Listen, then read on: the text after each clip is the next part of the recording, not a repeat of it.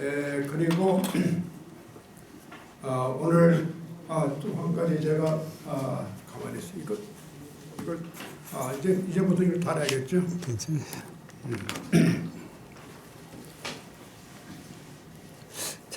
됐어.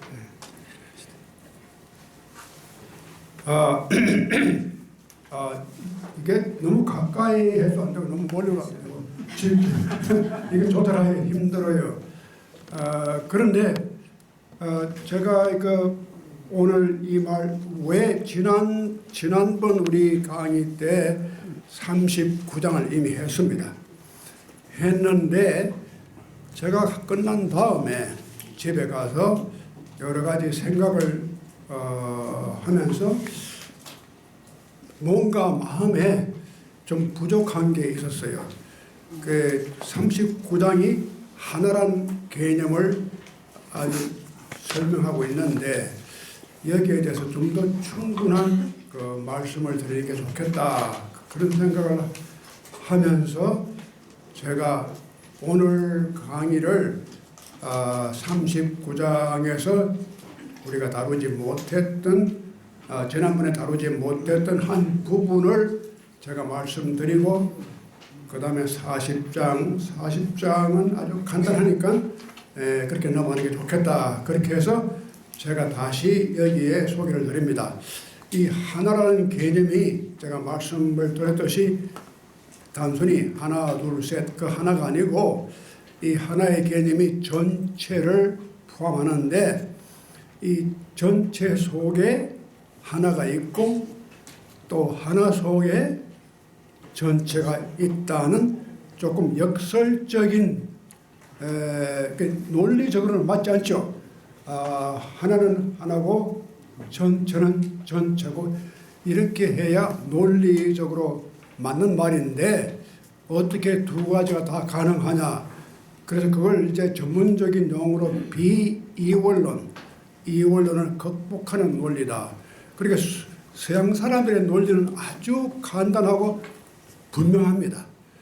하나면 하나고 둘은 둘이고 백이면 백이고 전체면 전체지, 전체일 수도 있고 하나일 수도 있고 이 긴가 민가 왔다 갔다 저 서양 사람들의 사고방식은 이런 걸 철저히 배격해요. 그래서 우리가 논문을 쓸 때나 특히 이렇게 아규멘트, 우리가 무슨 디베이트를 할 때도 아주 논리적이라 되거든요. 그래서 미국 와서 공부할 때 제일 힘들게 느끼는 게 뭐냐면, 우리는 한국에서 자랄 때, 요즘은 좀 다르겠지만 요즘은 한국이 다 이게 미국화가 되어 있어요. 그런데 옛날에 우리가 클 때는 글을 쓰든지 또 이야기를 할 때도 우리는 이야기를 둘러가면서 둥실둥실하게 얘기를 합니다. 그러니까 밑도 끝도 없이 그렇게 어디가 시작이고 어디가 끝인지 모르게 이렇게 얘기를 해야지 우리 성격에는 맞아요. 그러니까 딱딱 논리적으로 설명하는 것보다 둥실둥실하게 돌아가면서 말하는 것이 우리 전통적인 사고방식인데, 이제 요즘 와서 이제 계몽 시기를 지나서 서구의 문화라는 게 굉장히 논리적입니다. 그래서 그런 말 했다가는 너 아직도 원시적인 생각을 한다. 그래서 이제 논문을 쓰더라도 아주 질서정연하게 논리적으로 써야지 이렇게 두리뭉실하게 쓰는 것을 미국 사람들 아주 싫어해요. 근데 그런 것을 참작하면은 우리가 이렇게 이런 걸 다시 한번 이게 뭔가, 이것이 우리 민족적인 동아시아의 철학이나 사고를 이해하는 데 어떤 도움이 줄 것인가 하는 것을 제가 더불어서 좀 설명을 드리는 게 좋겠다 하는 생각이 들었어요. 사실 제가 도덕경 강의를 하면서 자꾸 이렇게 딴 말을 하니까 사람들이, 여기 나오지 않은 분들입니다, 저한테 불평을 합니다. 이렇게 이메일로 한번 얼마 전에 제가 또 중용 강의를 할 때 당신이 강의한 중용은 들어보니까 그거 전혀 엉터리야. 그리고 이제 저한테 이메일을 보냈어요. 근데 자기 이름은 안 밝혀 누군지 몰라요. 그런데 왜 그러냐 하면 중용에 필요한 것만 딱딱 말하면 되는데 왜 쓸데없는 잡소리를 그렇게 많이 했느냐. 말 일리가 있는 말입니다. 제가 그 잡소리를 많이 하는데 그 잡소리가 상당히 의미가 있어요. 그래서 오늘도 좀 잡소리 하는 겁니다. 사실은 그 우리 이미 39장에 하나와 하나 얘기를 다 끝낸 건데 왜 또 잡소리를 하느냐. 그래서 아마 그분이 얘기한 계시겠지만 그분 아마 유튜브를 보시면서 그런 말씀하셨는데 그리고 참 그 말 하니까 생각이 나는데 제가 얼마 전에 그 유튜브로 나가니까 그렇게 많은 분들이 보지는 않지만 관심 있는 분들이 그걸 보시는데 제가 그 우리 모임에 나오셨던 김용덕 박사님 3년 전에 돌아가셨는데 그분이 의사 선생님인데 그분이 사실은 우리가 한국을 나가려고 그때 계획했잖아요. 우리가 한 30몇 명이 나갔죠. 그때 같이 나갔는데 아주 저려워서 지금도 아마 아무도 같이 가자 그러는데 그때 정말 즐거웠어요. 우리가 한 30몇 명이 갔습니다. 38명인가 하여튼 꽤 많이 나갔는데 그래서 한 일주일 이렇게 한국을 돌고 왔는데 그때 그 김용덕 선생님이 자기도 가시겠다고 등록을 했어요. 그런데 한 몇 개월 지나서 한 번은 저한테 찾아오시더니 도저히 갈 용기가 안 난다. 내가 오늘 아침에 이 강의실까지 오는데 3번을 쉬고 왔다. 그러면서 공연히 따라갔다가 다른 분들에게 누가 될까봐 안 하는 게 좋겠다. 그래서 그냥 못 가셨어요. 그러고 난 다음에 한 3개월 후에 돌아가셨는데 그때가 마침 우리가 여행 가던 참이었는데 제가 한국 나가서 그분이 돌아가셨다는 부고를 받았어요. 그래서 그런가 했는데 그 후에 그분의 따님이 있어요. 그 따님은 한국말을 못해요. 더더구나 그 유튜브도 못 보고 그런데 그 따님한테서 저한테 영어로 이메일이 자세하게 왔어요. 그 내용인즉 뭐냐. 자기가 매주마다 아버지하고 대화를 하는데 이 모임에 관한 이야기를 항상 하셨다. 그래서 당신이 하는 모임이 뭔지는 모르지만 우리 아버지가 굉장히 거기에 대해서 관심을 가졌고 즐기셨다.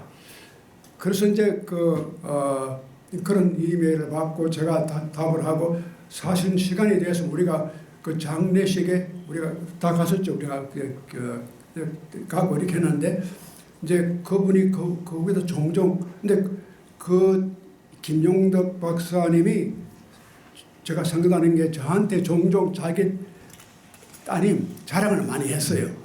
자랑할 만도 하죠. 딸이 지금 하버드에서 언더를 하고 벌클리에서 로스쿨에서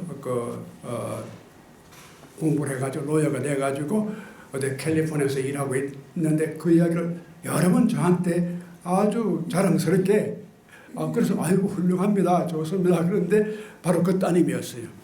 그래서 그 이메일을 받고 제가 아이고 저는 생각도 못했는데 김용덕 박사님이 상당히 이걸 깊이 이해하시고 또 즐기셨구나. 이제 그랬어요. 근데 2주일 전에 또 이메일 하나 받았어요. 최근에 와서. 근데 이번에 누군가 하니 우리 모임에 나오시는 서휘열 박사님, 여러분 아시겠죠? 그분도 의사 선생님인데 서휘열 박사님이 돌아가셨어요. 그리고 이제 그 사모님이 참 애석하게도 제가 그 사모님하고 같이 나오셨는데 그래서 최근에 그 사모님이 여기 못 나오시니까 어떻게 됐나 저 궁금해서 이렇게 좀 알아보니까 그분과 가까운 분이 참 애석하게도 사모님이 지금 디멘티아 이런 게 있어서 지금 잘 나가시지도 못하고 출입을 못하십니다. 근데 그 소식을 들었어요. 그런데 제가 이메일 받은 것은 그 서휘열 박사님의 남동생이, 저는 그분이 남동생이 있는 줄 몰랐어요. 그 남동생이 저기 캘리포니아 라구나, 그 라구나 비치가 있고 거기에 또 라구나 우드가 있고 거기에 시니어 타운이 또 있어요. 거기 사시는 분인데 자기가 나한테 이메일 보면 자기 소개를 자세하게 했어요. 제가 서휘열 박사님의 동생입니다. 근데 저는 공학을 전공했기 때문에 뭐 이런 분야를 잘 모릅니다. 그런데 형님이 하도 권고하시기 때문에 이 유튜브를 보기 시작했는데 거기에 좀 깊이가 있고 굉장히 지금 즐기고 있습니다 하고 그렇게 저한테 편지를 거기에 이메일이 왔었어요. 그래서 이렇게 잡소리 좀 하는 게 다 나쁘지는 않겠다 하는 생각이 듭니다. 그래서 오늘 참아주시고 이 잡소리를 좀 제가 말씀드리겠습니다. 근데 제가 여기 지금 그래 하나와 전체, 개체와 전체 이런 말씀을 왜 이것이 중요한가 하는 말씀을 제가 몇 가지로 이렇게 예를 들어서 소개를 드리겠습니다. 여기 보시면은 여기에 제일 첫 위에 나오는 분이 라이먼 파니카 제 선생님입니다. 제 멘토입니다. 저를 제가 박사학위 과정을 지도해 주시고 제 일생을 바꾸신 분입니다. 이분이 저는 이런 제 삶의 아주 기본을 바꿔주신 분이 이분이 라이먼 파니카라는 분인데 이분이 그 학자지만 또한 신부님입니다. 그 캐톨릭 신부님인데 저는 이분을 따라다니면서 많은 걸 구경을 했어요. 배운 것도 많지만 첫째 저는 산타바바라 어디에 있는지 몰랐거든요. 그 어디 캘리포니아 가본 그 적도 없고 그런데 제가 이분 때문에 산타바바라 가게 됐거든요. 그 얼마나 아름다운 곳이 산타바바라가 여러분 가보신 분은 아시겠지만 그 돈만 있으면 거기 살기 참 좋아요. 근데 돈이 없어 그렇지 얼마나 아름다운 도시고 공기도 맑고 거기는 LA같이 그렇게 폴루션도 없고 아주 조용하고 좋은 도시예요. 그래서 돈 있는 사람들이 거기 은퇴하는 곳인데 저는 뭐 그런 데도 모르고 그냥 갔잖아요. 누가 만나면 어떻게 그런 데가 살고 있느냐. 그건 뭐 할 수 없이 제가 이렇게 이 선생님을 따라서 이분이 원래 하버드에 있다가 그쪽에서 돈을 많이 준다니까 글로 갔어요. 신부님들도 돈 좋아해요. 틀림없어요. 그분들이 뭐 가족도 없고 혼자 사는데 뭐 돈이 필요해요. 안 그렇습니다. 돈을 좋아해요. 그러니까 그쪽에서 산타바바라 지금 새로 그 프로그램을 만들어가지고 새로 자리를 만들어가지고 그분을 모셔오니까 글로 가서 그래서 그 바람에 저도 저를 이 파니카를 소개해준 선생님이 계신데 제가 거기까지 말씀드리지 않고 약간 결과적으로 제가 대륙을 횡단해서 산타바바라를 갔는데 그분이 사는 집이 정말 경치가 기가 막히게 좋아서 이렇게 그 모네시드라는데 굉장히 부자 동네인데 그 언덕을 올라가면은 그 집에서 내다보면 태평양 바다가 보여요. 그 뒤에는 산이고. 그래서 우리가 부활절이나 그럴 때 새벽에 그쪽에 갑니다. 가서 이렇게 부활절 예배도 보고 그래서 거기 그 파니카 신부님이 그러니까 혼자 계시지만 역시 돈은 돈이니까 그분이 또 잘 살아요. 원래 자기 부모님이 부자입니다. 그런데도 돈은 역시 돈이 좋아요. 그래서 거기까지 갔는데 제가 또 그분이 원래 스페인에서 바르셀로나에서 태어났거든요. 이 바르셀로나가 아름다운 곳이죠. 저는 사실 스페인하고 관계없는데 이 선생님 때문에 스페인을 여러 번 갔어요. 바르셀로나 제가 5번 6번 한 번은 가서 픽파켓 뭡니까 이 서리꾼 그걸 그 국제공항에서 그걸 제가 다 잃어버렸어요. 지금도 잃어버리고 그런 추억이 있는데 거기가 참 바르셀로나가 기가 막힌 곳입니다. 근데 그분이 거기서 낳고 거기서 돌아가셨는데 거기를 쭉 올라가면 불란서 국경이 나와요. 근데 그쪽으로 올라가다 보면 아주 아름다운 곳이 로즈, ROSE, 그 로즈라고 인터넷 하시면 당장 나옵니다. 아주 아름다운 곳이에요. 그런데 그 덕분에 제가 그런 데를 여러 번 다녔는데 이 와이먼 파니카에 대한 제가 이분의 사상이나 학설에 대해서 제가 말씀을 드린 적이 없습니다. 언젠가는 제가 도덕경을 끝내든지 언젠가는 한번 본격적으로 와이먼 파니카가 어떤 분인가 하는 것을 제가 한번 말씀을 드릴 기회가 있기 바랍니다. 그런데 그 파니카 신부님은 원래가 케미스트리로 PhD를 한 분이에요.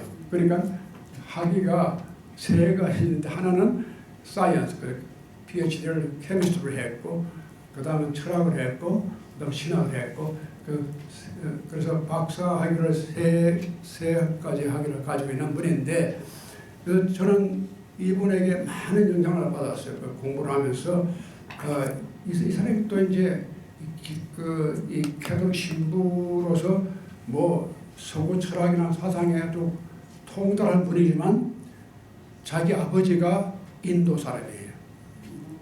그래서 자기가 인도를 가요. 아버지 나라에. 인도에 가서 인도를 새로 재발견합니다. 그런 힌두 전통에 대한 걸 연구를 해서 인도의 힌두교의 아주 권위자가 돼요. 그러니까 놀랍죠. 기독교 신학자고 신부님인데 힌두교에 아주 산스크릿까지 공부를 해가지고 이분이 뭐 라틴 말, 프랑스 말, 독일어, 뭐 스페인어, 그러니까 거기 또 카탈란, 이 바르셀로나 그들은 다 거긴 좀 다릅니다. 그게 카탈란 지역입니다. 그래서 거기 바르셀로나 가면 언어를 세 가지를 써요. 프랑스 말, 스페인어, 카탈란. 그런데 이분이 7, 8개의 말을 자기 말같이 해요. 그러니까 라틴 말, 히랍, 이 신약 성경을 읽을 때는 꼭 히랍으로 읽어요. 원어로 다. 그러니까 그런 분이 자기 아버지 나라에 가서 산스크릿, 인도의 고전 언어를 다시 공부를 해가지고 그게 대가가 돼요. 그래서 베다경을 번역하고 거기에 대한 주석을 다루고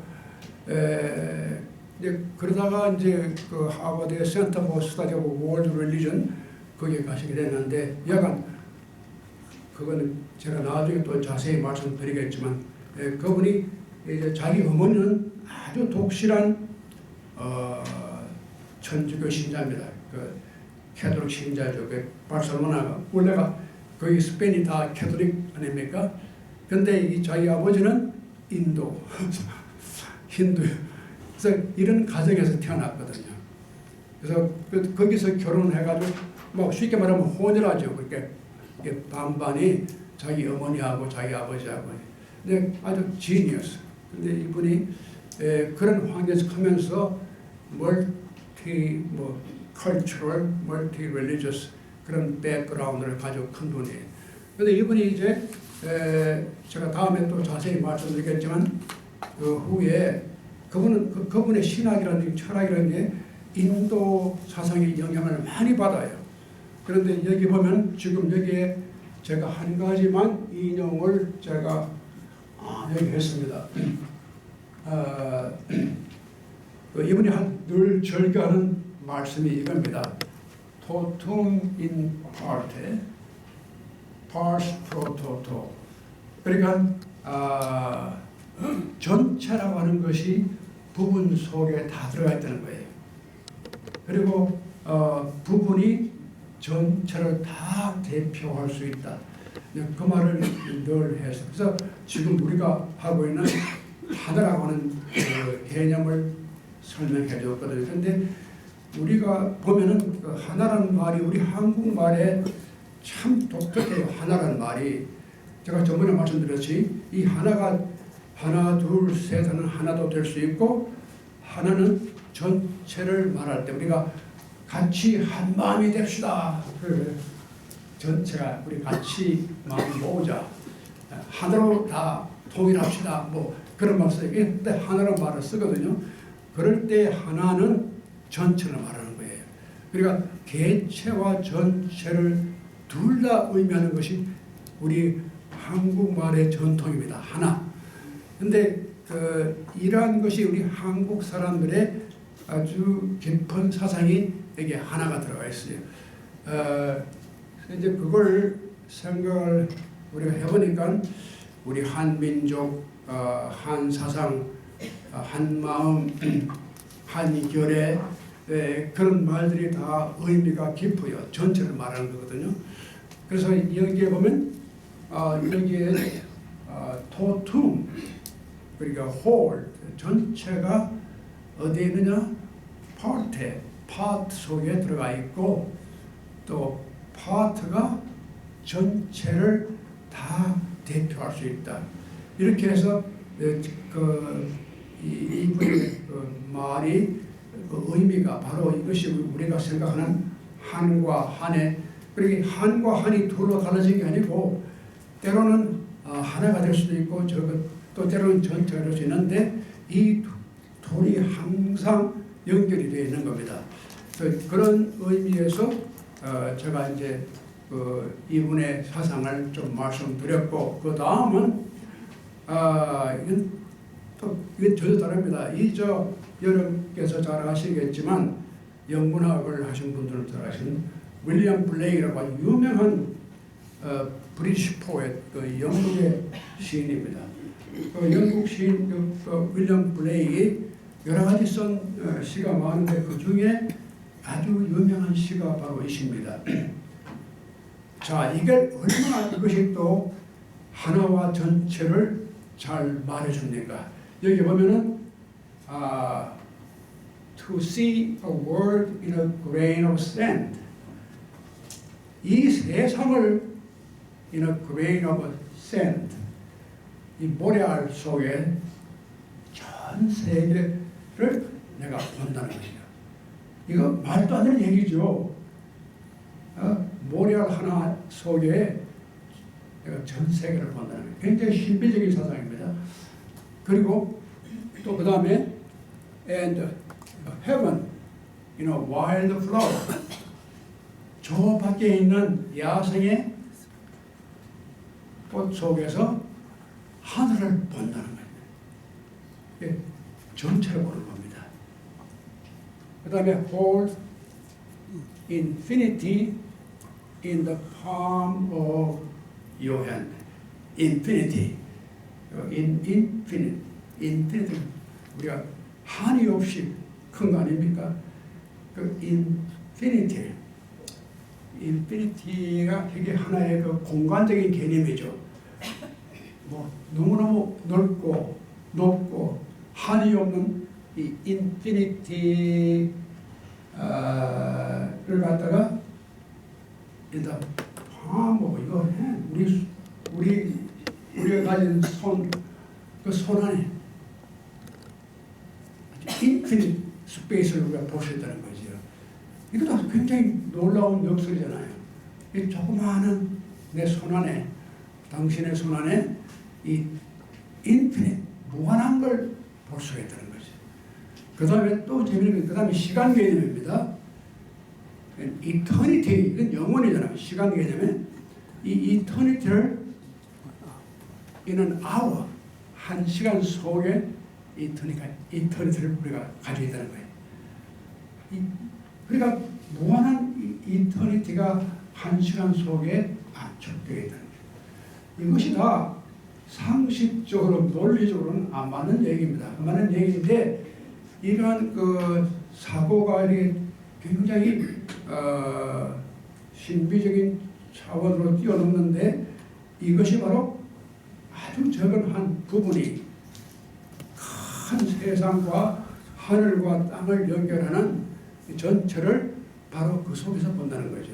우리가 전체를 알기 위해서 우주를 여행하지 않고도 우리가 가장 작은 것 가운데서 전체를 신비적으로 볼 수 있는 그런 눈, 경험할 수 있는 그런 경험, 이런 것을 이렇게 여기서 얘기해주고 있는 거죠. 그런데 이제 제가 또 여기에서 그치는 것이 아니라 우리가 또 기독교 성서 가운데 이런 나옵니다.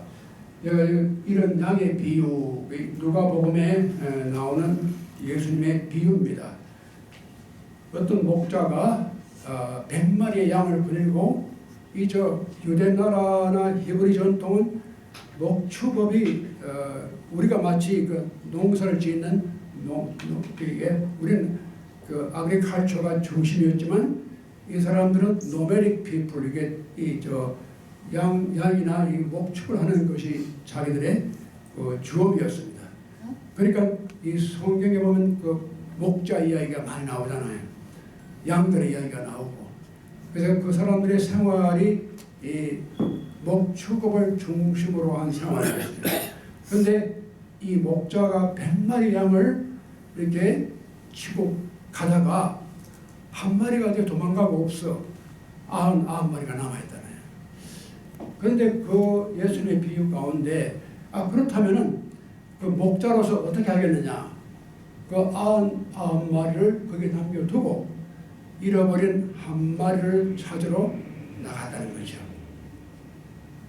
그래서 그 한 마리를 어디 골짜기에 어떻게 좀 숨어 있는 걸 찾아서 이제 몰고 왔어요.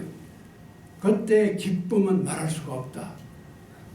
그런데 처음 제가 읽을 때는 이게 말이 안 돼. 이 목자가 좀 수도비하지. 99마리 있으면 됐지.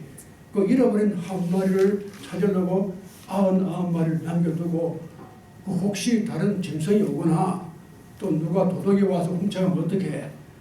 그러니까 그런 위험을 무릅쓰고 어떻게 이 한 마리를 찾아 나서느냐. 이건 목자가 조금 뭔가 생각이 잘못됐다. 나는 그런 생각했거든요. 물론 예수님은 저한테 그게 아니야. 그렇게 말씀하시는데, 근데 저는 그 충분한 의의를 그냥 알긴 알았죠. 이런 양을 찾았으니까 기쁘죠. 근데 그 정도로 생각했는데, 제가 이 파니카의 글을 다시 읽고, 또 제가 윌리엄 블레이크에게 이 시를 읽으면서 느끼는 것이 그렇지 않다. 이 개체, 이 한 마리 가운데 99마리가 이미 들어가 있는 거예요. 그래 이 한 마리를 내가 찾지 못하면 99마리도 잃어버리는 거야. 이게 우리가 수학적으로는 이게 불가능한 얘기고 이해가 안 가요. 그런데 그것이 좀 더 신학적으로 좀 더 우리가 상상력을 발휘하면은 목자가 양을 대하는 태도가 바로 이 한 마리 한 마리가 전체를 다 대표한다는 겁니다. 그래서 우리가 한 마리를 찾았을 때 한 마리를 찾은 게 아니라 99마리를 찾은 거다. 이게 놀라운 생각이잖아요. 그러니까 사실은 왜 예수님이 이런 생각을 하게 됐는가. 근데 이제 제가 옛날 신학 공부할 때는 별로 깊이까지 생각 안 했는데 요즘 최근에 와서 이제 이런 사상에 접하면서 하나와 전체를 다시 생각하게 되는데 우리 보면은 옛날에 복음서를 지금 우리 복음서가 4개잖아요. 마태, 마가, 누가, 요한 이렇게 4가지 복음서인데 이 복음서 신약 성서에 포함되지 않는 복음서가 있어요. 그게 도마 복음서라는 책인데 요즘 많은 사람들이 도마 복음서를 공부하고 있는데 이 도마 복음서가 조금 이게 좀 이상한 책 같이 보여요. 그러니까 그게 정경에 포함을 안 시켰거든요. 이게 캐논 속에 들어갈 자격이 없다 그랬는데 요즘 와서 학자들은 나카마디라고 하는 에집트의 신비적인 단체가 있었는데 나카마디 라이브러리 속에서 이런 조금 신비적인 글들을 쓴 것을 새로 발견해내요. 그래서 교회 전통이 그걸 다 배제시켰는데 지금 와서 다시 그걸 이미 내버린 그 문서들을 다시 찾아가지고 성경에 포함이 안 됐던 부분들을 연구하는 분들이 많이 계신데 그 중에 하나가 도마복음서라고 하는 건데 이 도마복음서가 굉장히 불교적인 생각, 지금 말씀드린 대로 이 99마리와 한 마리의 이야기도 어떻게 보면 이런 영향을 받았기 때문에 한 마리가 곧 99이다. 99이 곧 한 마리다 하는 이런 생각이 도마복음서는 꽤 많이 나와요. 그래서 이런 아마 이 누가라는 그 저자가 도마복음서적인 영향을 좀 받아서 썼기 때문에 이런 99마리하고 한 마리의 약 81마리의 비율을 쓰지 않았겠느냐 하는 건 제 개인의 추측입니다. 약간 이런 것이 굉장히 이제 새롭게 저한테는 느껴지는데 전체와 하나가 왜 이게 좀 중요하냐? 우리가 수적으로 계산하면은 하나를 버리고 많은 것을 찾으면 돼요. 그런데 그렇게 하지 않고 다시금 전체를 부분 가운데서 찾는다고 하는 그런 새로운 이해입니다. 이게 사실 또 보면은 보면은 어디 있느냐 좀 더 봅시다.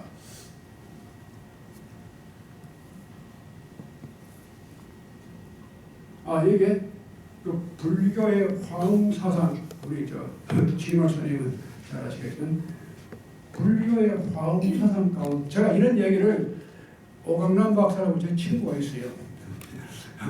오광남 박사 아주 오랫동안 친구인데 내가 얘기했더니 그거 화엄사상이 그래서 진짜 화엄사상이에요. 그러니까 그래서 그 후에 이 화엄사상이 우리 한국에 들어와서 뭐 의상이라든가 원효라든가 그런 분들에게 많은 영향을 끼쳤는데 거기에도 이런 생각이 나와요.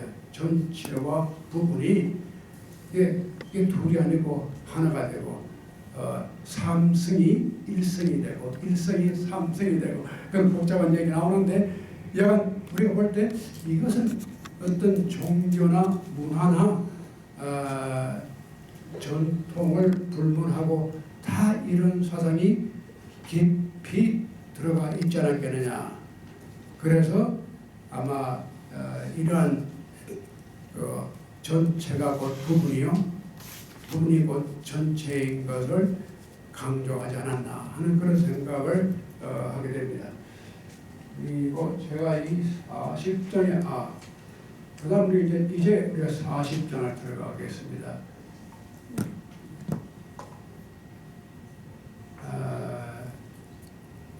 이 40장은 아주 짧아요. 짧은데 굉장히 심오합니다. 예. 화엄이라는 뜻이 뭐예요? 화 뜻이 뭐고 엄 뜻이 뭐냐고요? 저는 그거 잘 몰라서 그렇어요. 화엄 뜻이 뭐냐고? 문자를 여기 스님이 계신 그럼 꽃화자 장엄할 엄자예요. 꽃으로 장엄한다는 것인데, 맞아요, 여러분들 동산이나 아까 정원에 그 여러 가지 나무와 꽃이 있잖아요. 모양도 다양하고 빛깔이나 향기가.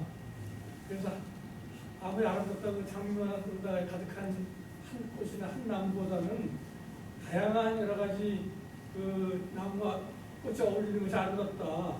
이 세 개가 다 다양성이 다 존중돼야 되고 다 통한다. 그리고 아까 말씀하셨던 일미진중함시방 그 법성계라고 나오는 한 티끌 속에 온 시방 우주가 들어가 있다. 일체 진중경에 진짜 그렇고 그 화자가 굉장히 화려한 화자입니다.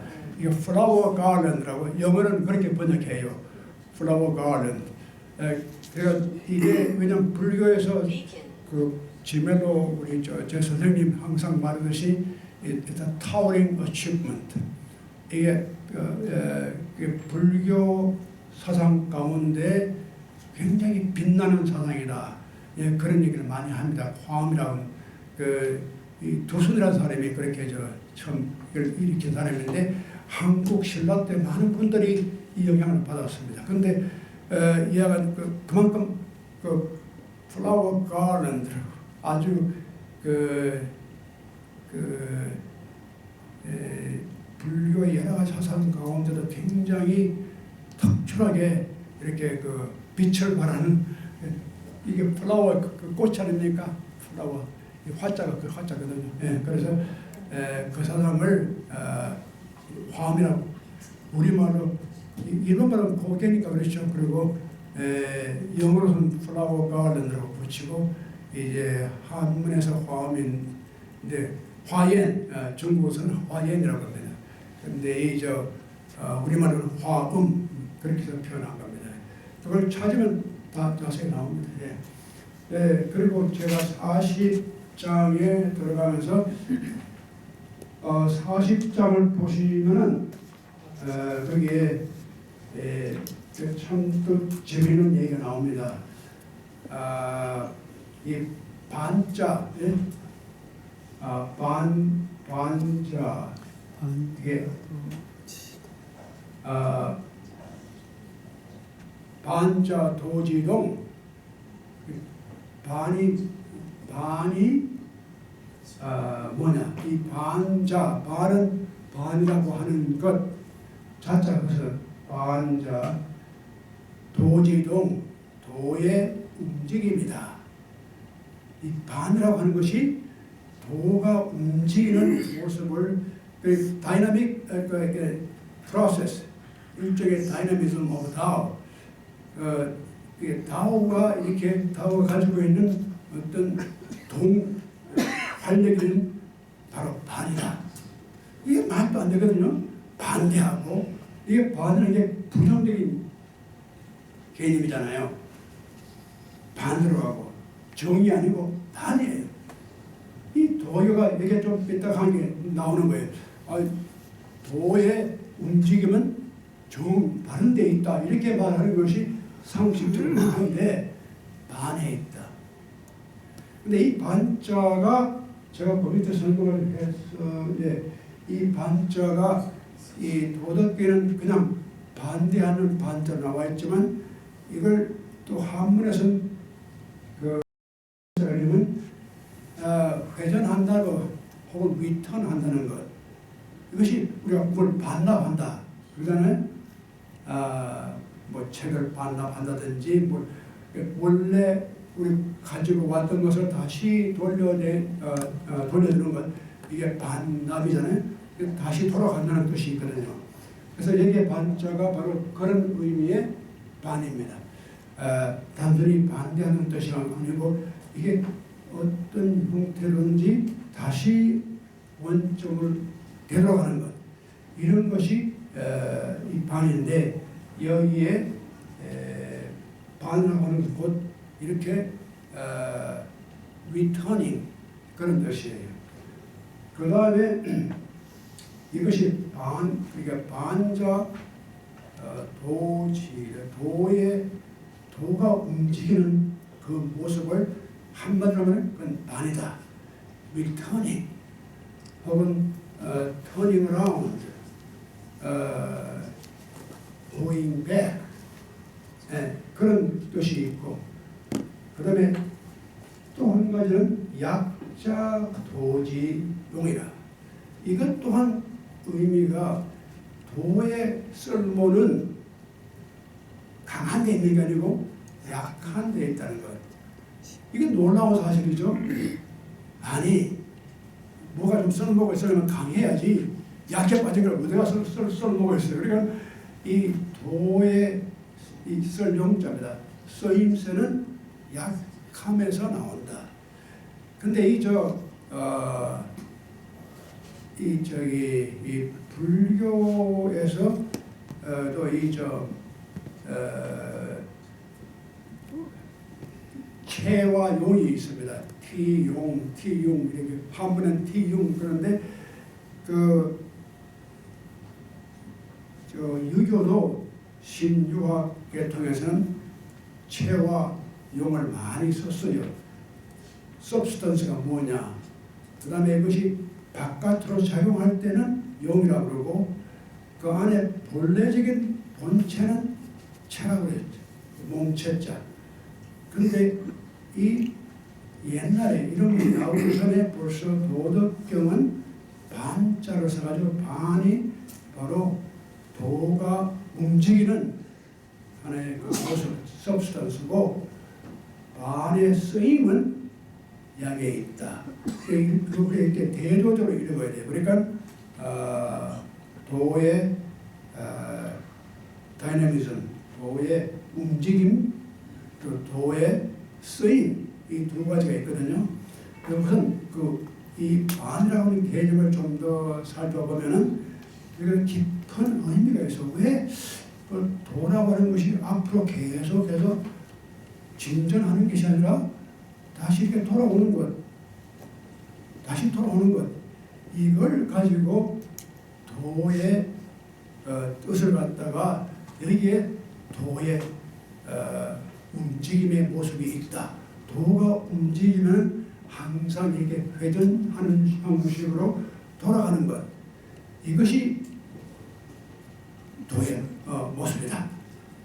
그리고 도가 쓸모가 있다면 약할 때, 약해질 때 도의 쓸모가 나온다. 이거 굉장히 깊은 이야기인데 이게 그냥 쉽게 넘어가면 그런가 보다. 그냥 이렇게 번역해보면 도의 움직임은 반에 있고 도의 쓸모는 영에 있다. 그러면 1분 만에 2분 만에 다 읽고 마는 건데 이 뜻을 좀 깊이 생각을 해야 되는데 많은 분들이 도덕경을 해서는 그런 생각을 안 하고 그냥 지나가요. 자, 그런데 한번 우리가 살펴보면은 이 반이라는 개념이 상당히 중요합니다. 특히 동아시아의 세계관을 이해하는데 큰 도움이 돼요. 반이라는 개념이. 이 반은 어떤 회전입니다. 다시 돌아가는 겁니다. 그런데 여기에 어떤 깊은 진리가 있어요. 근데 서양 사람들은 싫어합니다. 이 서양 사람들은 항상 앞으로 가야 돼요. 뒤를 돌아본다거나 뒤를 간다는 건물이에요. 이게. 그러니까 우리가 이렇게 비교를 하면 조금 이해하기 쉬워요. 이 서구의 사고방식, 유대교나 기독교나 마찬가지입니다. 그런데 이것이 여러 가지 유대교, 히브리 사상, 기독교가 다 어떻게 보면 제가 조금 전에 말씀드린 대로 이게 이게 노매딕 칼처입니다. 항상 목축을 해서 이렇게 양을 키우고 이런 사람들은 항상 움직여야 돼요. 움직여서 항상 앞으로 가야 돼요. 그러니까 지나간 초장은 이미 지나갔고 다음 초장을 향해서 또 움직이고 이것이 목자들의 생활입니다. 목자가 한 곳에 머물러 있으면 안 돼요. 또 다음 목적을 찾아가야 돼요. 그래서 서구적인 사고방식은 어떻게 보면 리니얼, 이게 직선적으로 앞으로 계속 나가는 것입니다. 그런데 그렇다 보니까 시간에 대한 개념이 항상 직선적이에요. 이것이 이 서구 사람들의 사고의 기본적이에요. 서양 사람들은 항상 우리가 움직이면 앞으로 가야 돼요. 그게 본체예요. 그런데 이 도덕경은 지금 뒤로 보는 거예요. 이게 무슨 뜻이냐? 근데 제가 또 다시 예를 들면은 우리가 구약 히브리 스크립처 구약 성서나 신약 성서 가운데 이런 예가 나옵니다. 창세기에 보면은 9장 12절 창세기에 여러분 다 잘 아시는 아주 기가 막힌 얘기가 나옵니다. 소돔과 고모라의 이야기입니다. 여러분 다 아시겠죠? 아브라함이 이제 가나안 땅을 향해서 지금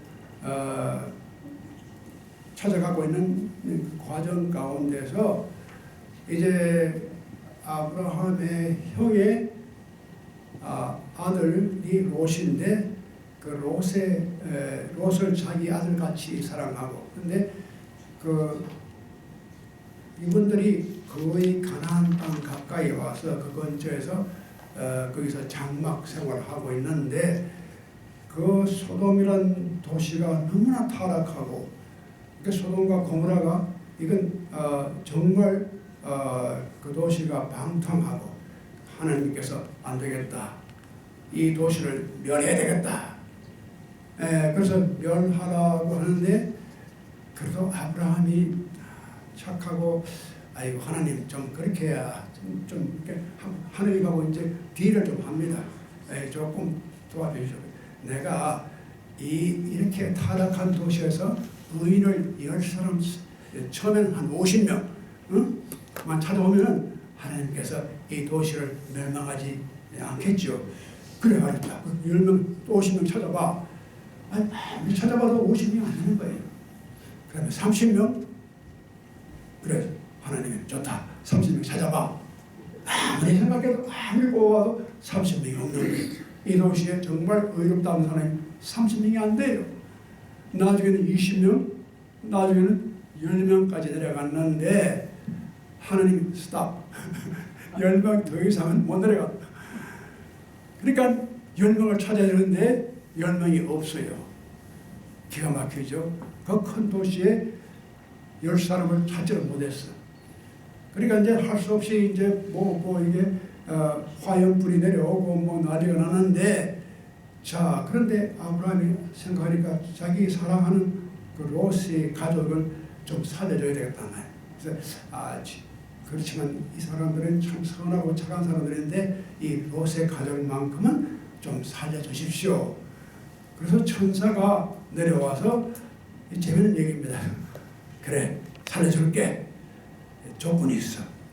근데 이 롯의 가정이 다 이 성을 마지막에 이제 막 처음엔 롯의 가정도 아니고 이렇게 좋은 날씨에 무슨 그런 불이 내려오고 어쩌고 그다 거짓말입니다 하고 믿지 않았는데 이제 나중에 동이 트기 직전에 천사가 와서 이제 이게 last minute 이제 이걸 놓치면 끝나는 거예요. 그러니까 ultimatum 영어로 말하면 이게 마지막 경고를 합니다. 그때 이제 롯의 가정이 이제 떠나는데 한 가지 조건, 이 성을 떠나서는 뒤를 돌아보지 말라. 이게 참 중요한 이야기입니다. 이게 유대교나 기독교 사상에서 뒤를 보지 않는다는 것, 과거와의 차단입니다. 죄가 뭐냐? 죄는 과거를 보는 겁니다. 죄를 좀 더 깊이 이해하면 죄라고 하는 것은 무슨 우리가 도덕적인 그런 죄라고 하는 내가 과거에 집착하는 것이 죄입니다. 과거를 과감하게 끊어버리고 과거를 잊어버리는 것. 그리고 앞으로 가는 것. 그게 하나의 그 컨버전이라는 게 방향을 바꾸는 거잖아요. 그래서 완전히 이걸 바꾸어서 방향을 앞으로 가는 것. 근데 이게 이제 그러니까 이 유대교나 기독교적인 사고방식이 굉장히 linear thinking, 일선적입니다. 계속 앞으로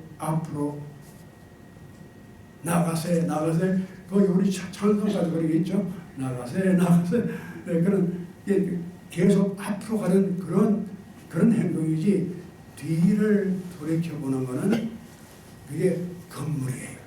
그런데 아차 누가 봤죠?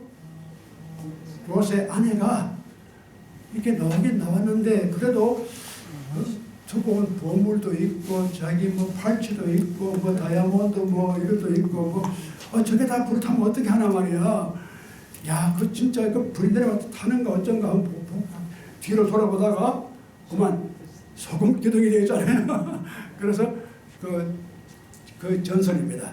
지금의 그 소금 기둥이 지금도 사해 그게 사회 근처에 그게 있어요. 그게 가서 사람들이 가서 뭐 사진도 찍고 그러는데 이제 그게 사람같이 생겼거든. 그래서 이게 로스의 와이프가 뒤를 보다가 소금 기름이 된 거다.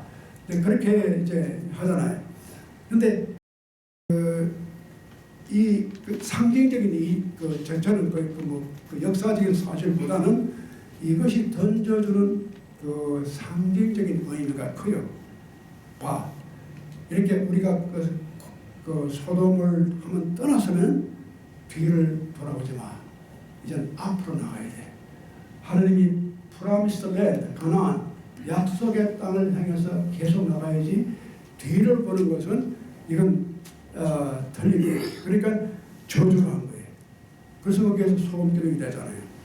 근데 이러한 생각이 뭘 말해주냐면 역시 역사는 계속해서 앞으로 향해서 나간다. 그것이 그 일식전입니다. 이게 도는 게 아니고 뒤로 보는 게 아니고 앞으로 계속 나가야 돼요. 근데 그 신약 성서에 예수님도 비유 가운데 누가복음에 쟁기를 잡고 뒤를 보는 사람은 나에게 합당하지 않다. 쟁기를 잡았으면 앞으로 가야지. 그러니까 옛날에 우리 저 농기구 쟁기 있잖아요. 그걸 잡고 이렇게 밀고 밭을 가고 나가는데 이 뒤를 보면 나에게는 합당하지 않다.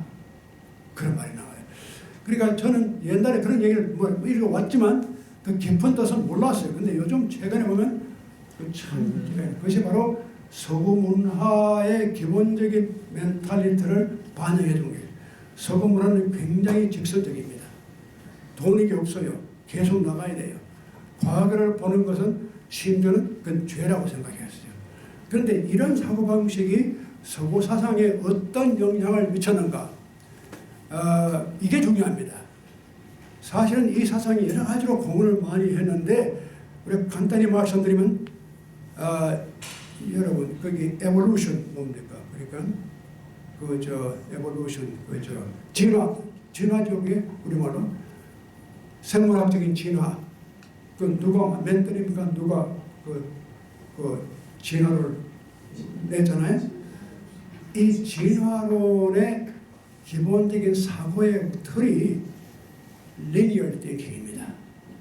모든 만물이 계속 일직선을 향해서 나가면서 조금씩 진보되고 발달되고 이렇게 해서 결국은 뭐 더 좋은 스피시스로 올라가고 이렇게 그렇게 해서 그 진화론이 나오지 않습니까? 이것이 굉장히 그 사고 자체가 이런 일직선의 시간은 항상 일직선으로 흘러간다. 이게 서구 생각의 아주 중요한 기틀입니다. 시간은 돌아가는 법이 없어요. 시간을 한번 왔다면 그냥 계속 앞으로 가야 돼요. 그러니까 거기에 진화론이 나온 겁니다. 그 진화론의 기본적인 전제가 이게 리니얼 띵킹이 없다면 나올 수가 없어요. 그래서 동양에서는 진화론이 나오지 않았고 서구에서는 진화론이 나왔어요. 참 놀라운 일이죠. 그런데 이 진화론이 물론 지금에 와서 그 원숭이가 사람이 되겠나 아무리 진화를 한들 뭐 그런 의심도 많이 하죠. 그러니까 그 말이 뭐 중요한 게 아니라 중요한 것은 어떻든 이 세상의 모든 만물이 다 시간을 지나면서 조금씩 바꾸어지고 다른 형태로 변화해가지고 더 좋은 모습, 더 나은 모습. 억만 년 지나고 몇만 년 지나면서 이게 이렇게 변해왔다. 이것이 이제 그 기본 전제가 시간은 항상 앞을 향해서 계속 가고 있다는 것. 그런데 이러한 전제에 비해서 또 중요한 철학이 나옵니다. 서구 역사 가운데 굉장히 영향력을 끼친 철학자가 헤겔입니다. 헤겔의 사상의 골자가 뭡니까? 역사는 변정법적으로 움직인다는 것. 이것이 다 일직선입니다.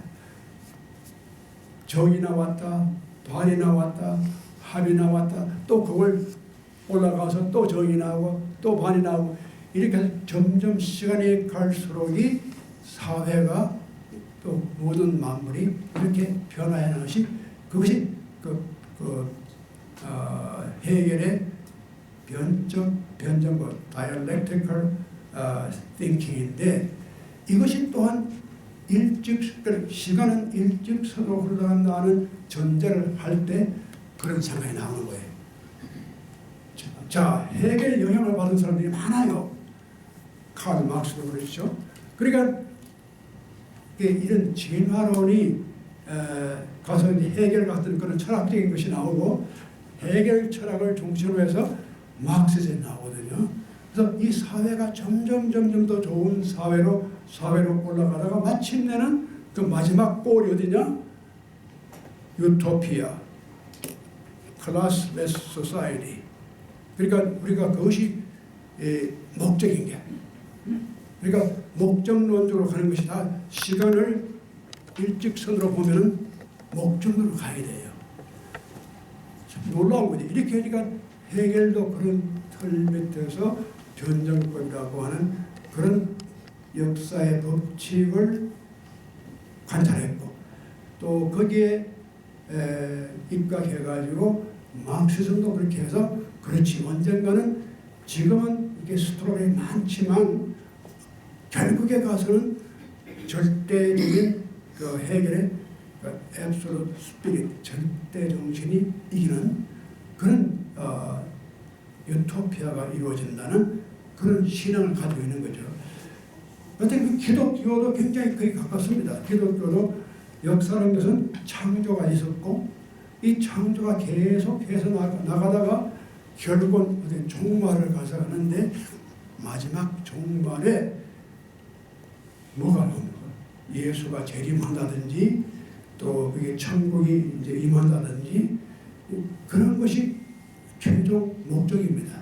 이 역사가 쭉 가다 보면 하나님께서 어떤 특정한 목적을 이루실 때가 온단 말이죠. 이것도 역시 굉장히 시간을 갖다가 일직선으로 보는 그런 사고방식이거든요. 그래서 이제 우리가 그런 얘기하면 한이 없지만 제가 몇 가지 예를 들면은 그런 식의 사고방식인데 그런데 자 도덕경은 뭐냐? 아니에요. 뒤를 돌이켜보는 거라고요. 그러니까 서구적인 사고방식은 도저히 용납이 안 되는 방법입니다. 이게 그렇잖아요. 그러니까 이 도덕경이 우리가 도덕경을 그냥 읽고 지나가면요 깊이를 몰라요. 제가 자꾸 이런 말 하니까 잡담을 한다고 그러는데 그 이런 잡담은 좋아요. 그러니까 도덕경 이미 39장 했으면 끝나지. 근데 다시 이 반의 뜻을 생각해야 돼요. 이게 굉장히 중요한 동아시아의 멘탈리티, 우리 사고방식을 이해하는데 큰 도움이 돼요. 그러니까 우리는 굉장히 과거를 그렇게 함부로 끊을 수가 없습니다. 우리는 집착을 해야 돼요. 그렇잖아요? 우리가 그렇게 매전하게 과거를 탁 끌고 나갈 수가 없어요. 아직도 헤어졌지만 그래도 자꾸 생각이 나. 뭐 그런 게 있잖아요. 미련이 우리말에 미련, 응? 미련과 집착이 있습니다. 다시 우리 돌아봐요. 이것이 동아시아의 사고방식이에요. 굉장히 대조적입니다. 그러니까 우리에게는 다시 이 뒤를 돌아보고 과거를 다시 본다고 하는 것이 굉장히 의미가 있는 거예요. 이렇게 돌면서 다시 과거로 가는 게 아니라 돌면서 다시 과거를 보고 또다시 미래를 가는 것. 그래서 그걸 시클리컬, 순환적인 사고방식입니다. 제가 여기 볼 수 있는가? 예. 이 동양적인 사고방식이 시클리컬, 하나는 뜻이 바로 이겁니다.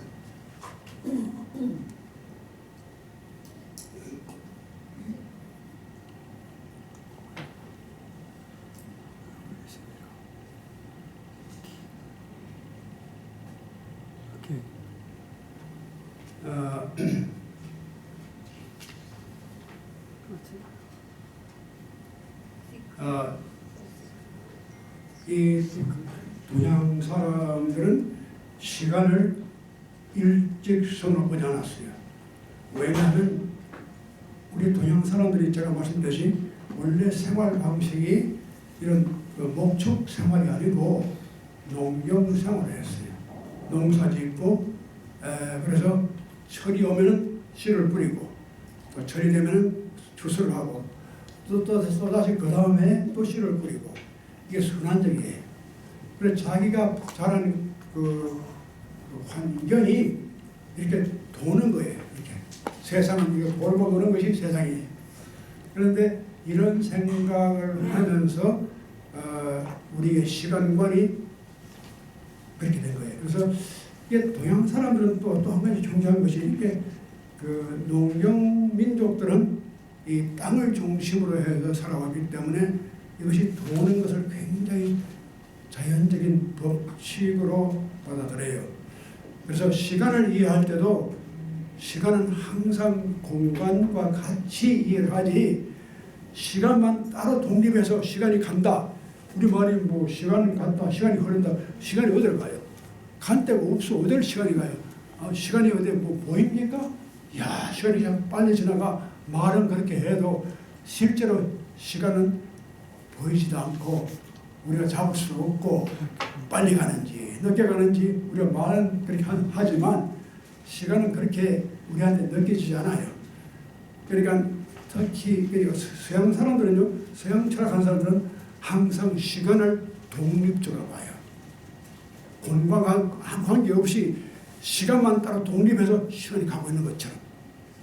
지금 물리학 하시는 우리 김수홍 박사님이 더 잘하시겠는데 이 시간을 갖다가 정말 공간과 관계없이 아주 독립적으로 인디펜던트하게 시간이 어디 존재하거나 시간이 가거나 그런 게 있을 수도 있겠는가. 근데 이 동양 사람들은 그걸, 이 서구 사람들은 그걸 철학적으로 사상적으로 그걸 인정해요.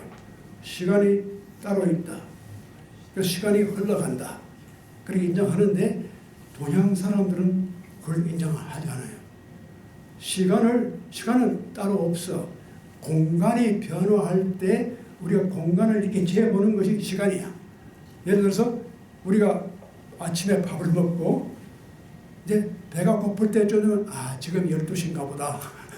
이제 그러니까 이 공간의 변화가 우리에게 시간을 말해주는 것이지 시간 자체가 얼마냐 그런 게 없어요. 그러니까 여기서 리치몬드까지 가는데 2시간 걸린다. 그러면 이 공간이 워싱턴에서 리치몬드까지 그 거리에 기준해가지고 2시간이다. 시간을 계산할 때 공간이 어떻게 움직여요. 그러니까 우리가 12달 계산할 때 그렇잖아요. 한 달 계산할 때 달이, 그래서 우리 한 달, 2달 시간을 계산할 때 달이 움직이는 걸 가지고 계산한 겁니다. 그러니까 금음달, 초생달에서 또 금음달 이렇게 한번 도는 걸 한 달 그랬어요. 그리고 우리가 시간을 계산할 때 한 달이라는 말 자체가 공간입니다. 이 달이 도는 공간을 한 달로 정한 것 뿐이에요. 그만큼 우리 특히 이제 동양 사람들은 공간을 떠나서 시간을 생각하지 않아요. 항상 공간의 움직임 속에 공간을 이렇게 매저하는 것이 시간이지 시간이 독립적으로 있다는 그런 생각을 못했어요. 그렇기 때문에 우리는 진화론도 없고 우리는 해결의 변정법적 그런 것도 없고 그런 게 동양 사상에서는 나오지를 못했다. 근데 그게 이제 재밌는데 자 그렇다면 서양 사람이 다 우수하고 동양 사람이 다 미개해서 그런가? 그것도 문제거든요. 서양 사람은 그렇게 그런 훌륭한 만물이 이렇게 진화한다는 진화사들도 나오고 변적법적인 그런 사도 나오는데 우리 동양에서는 그런 게 없지 않느냐. 이게 뭐냐? 그래서 이 동양 사람이 조금 이게 좀 멍청하지 않느냐.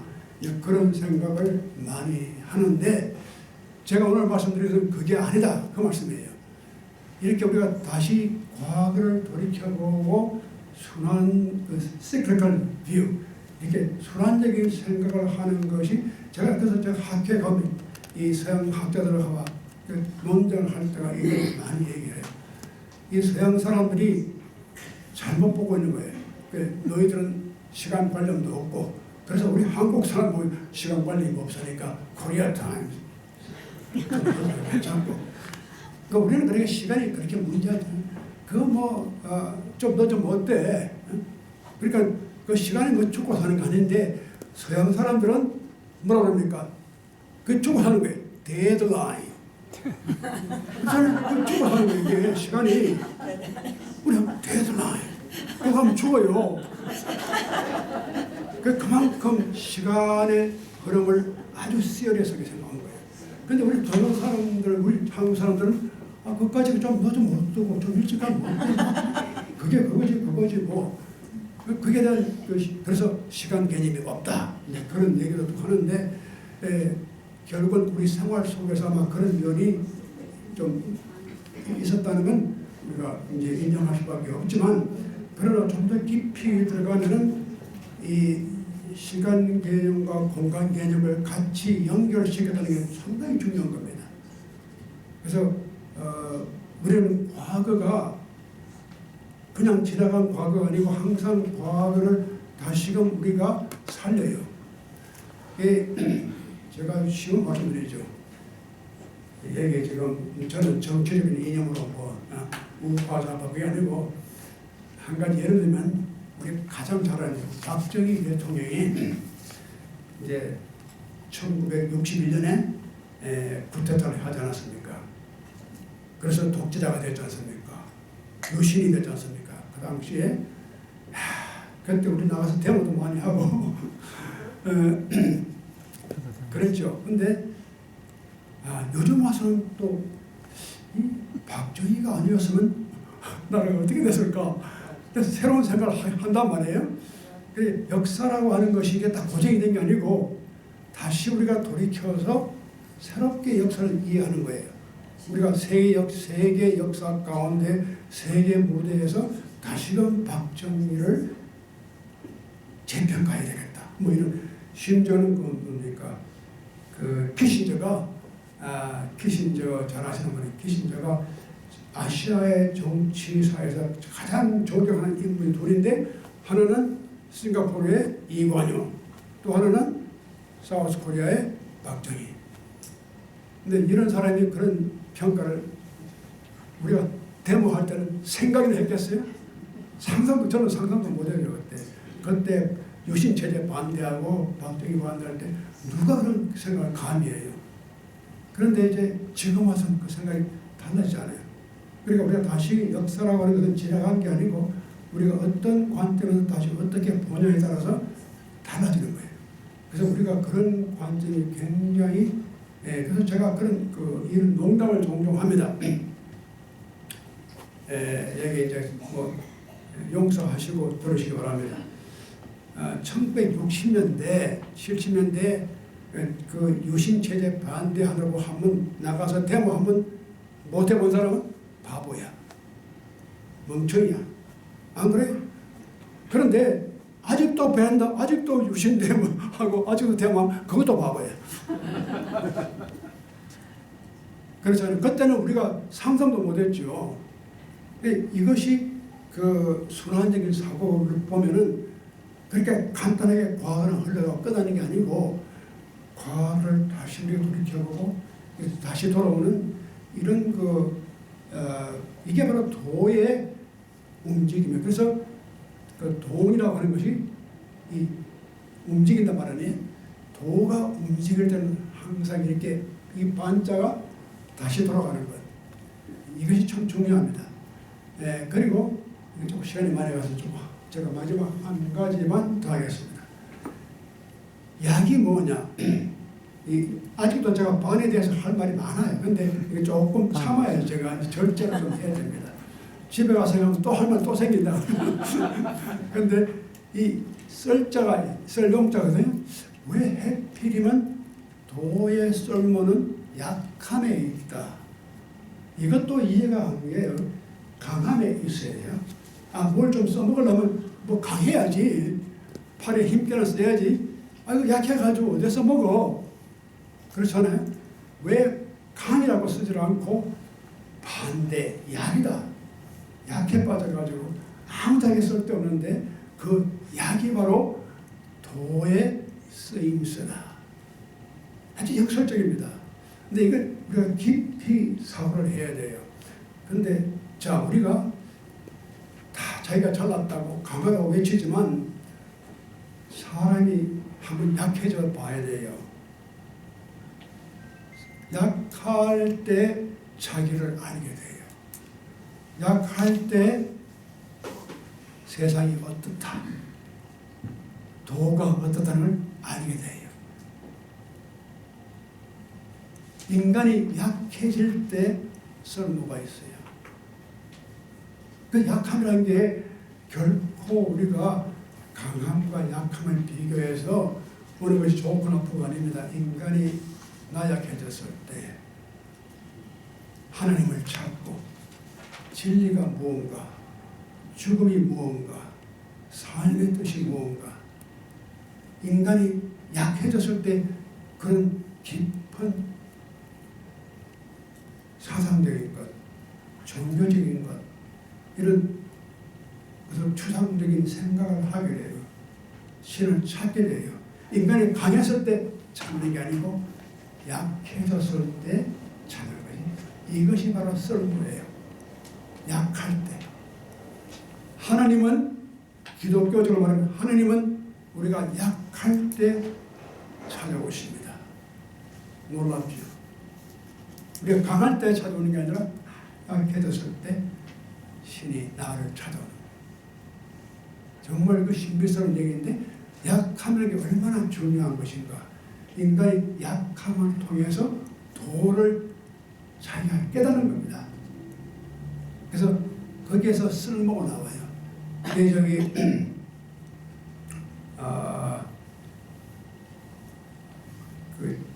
여기 우리 여자분들이 많이 계신데, 이 도덕경은 강한 것보다 약함을 더 강조를 해요. 남자가 좀 강하게 나가잖아요. 그런데 여자가 좀 약해 보이잖아요. 그런데 이 도덕경이 굉장히 여성적입니다. 이 약함이 여성을 대표해요. 가장 약한 것 같으나 가장 강한 것이 여자입니다. 놀라운 거죠. 여자를 이길 장사가 없습니다. 여러분, 저는 말을 이렇게 해도 지금도 집에 가면 내가 이기려고 그래요. 이게 남자들이 가진 가슴 근성입니다. 그런데 이렇게 이게 여자를 이기려고 그러면 안 돼요. 우리가 약함의 깊이를 알아야 돼요. 그것이 바로 도입니다. 도의 쓸모가 약함에서 나오는 거예요. 정말 깊은 의미 있는 가르침이에요. 그래서 제가 오늘 이제 더 긴 말씀 드리지 않고, 그래서 도덕경이라는 게 읽으면 읽을수록 그 묘가 깊어요. 그냥 한 번 읽고 지나가면은 그런 걸 못 느끼잖아요. 그런데 읽고 또 휴스턴 스미스라고 하는 유명한 종교학자가 그런 말을 했어요. 도덕경은 2시간에 읽으면 다 끝나. 2시간 읽을 수도 있고 또한 20년 걸쳐서 읽을 수도 있다. 그러니까 우리가 20년 걸쳐서 도덕경을 읽어야 좀 알 수 있다는 그런 뜻이에요. 이게 뭐 간단한 거, 1시간은 쭉 훑으면 다 나와요. 지금 나오는 도덕경 책들이 다 그렇게 간단간단히 요약해가지고, 요즘 더더구나 AI 시대가 돼가지고 그거 치면 다 나와요. 도덕경 여기 다 나오네. 그거 읽으면 다 끝난 거예요. 근데 이런 멘탈리티를 우리가 극복해야 돼요. 이런 식의 생각을 우리가 넘어가야지 우리가 정말 도덕경의 깊이를 알지. 이거 뭐 AI가 써머리 해준 걸 읽어보면 나한테 누가 그걸 보내왔어요. 나한테 이거 여봐, 내가 AI를 찾아보니까 이번 도덕경 몇 장이 이게 나오는데 한번 읽어보라고 나한테 보내왔어요. 아주 간단해. 한 페이지 다 외워야 돼. 그러면 되지. 왜 이런 쓸데없는 말을 자꾸 하느냐. 그런데 이런 쓸데없는 말 가운데 우리가 좀 깊이 사고하고 또 명상을 할 만한 가치가 있다는 겁니다. 그래서 그런 뜻에서 제가 이렇게 좀 정확한 말씀을 드렸고 제가 드린 말씀을 오늘 이 말씀으로 제가 마치려고 합니다. 감사합니다.